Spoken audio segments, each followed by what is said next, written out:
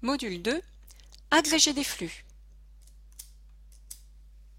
Dans cette séquence, nous allons apprendre à agréger des flux. Mais rappelons d'abord pourquoi cela peut être très utile lorsqu'on souhaite suivre l'actualité d'un site web. Quand on s'intéresse à un sujet d'actualité, la première étape consiste à utiliser les moteurs de recherche pour sélectionner des sites proposant des informations intéressantes et pertinentes. Une fois ce repérage effectué, consulter tous ces sites régulièrement pour nous tenir informés prendra beaucoup de temps, sachant que certains d'entre eux ne proposeront aucune nouvelle information. Le web offre plusieurs méthodes pour faire venir l'information à soi.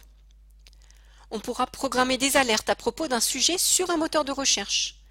Une requête sera enregistrée et lancée automatiquement à intervalles réguliers pour rechercher les nouveautés. On recevra alors une alerte par courriel dès que du contenu lié au sujet qui nous intéresse aura été publié sur le web. Ce service est offert dans les paramètres avancés de certains moteurs de recherche, comme par exemple Google. Nous vous laissons tester par vous-même. Vous pouvez par exemple créer une alerte sur votre propre nom ou sur les MOOC. La deuxième méthode consiste à s'abonner à des flux RSS et à les agréger dans un agrégateur de flux pour pouvoir les consulter. Mais qu'est-ce qu'un flux RSS? Eh bien, c'est un fichier texte dont le contenu est généré automatiquement en fonction des mises à jour d'un site web. Il contient les titres des derniers articles mis en ligne par le site ainsi que les liens vers ces articles. Les sites d'actualité et les blogs proposent de nombreux flux RSS pour présenter les titres des dernières informations consultables. L'autre format permettant de gérer des flux d'actualité est Atom. La lecture d'un flux RSS se fait à l'aide d'un logiciel appelé un agrégateur. Il faut lui fournir l'adresse du fil RSS pour qu'il se connecte au site émetteur afin de vérifier la présence de nouveaux contenus. Il existe différents types d'agrégateurs. Les agrégateurs en ligne comme NetVibes ou Feedly, les logiciels à installer localement, certains clients de messagerie et aussi certains navigateurs web. Dans cette séquence, nous vous proposerons de vous inscrire sur NetVibes pour agréger des flux. Ce site permet de composer sa page d'accueil personnelle en intégrant des contenus et des outils disponibles sur le web.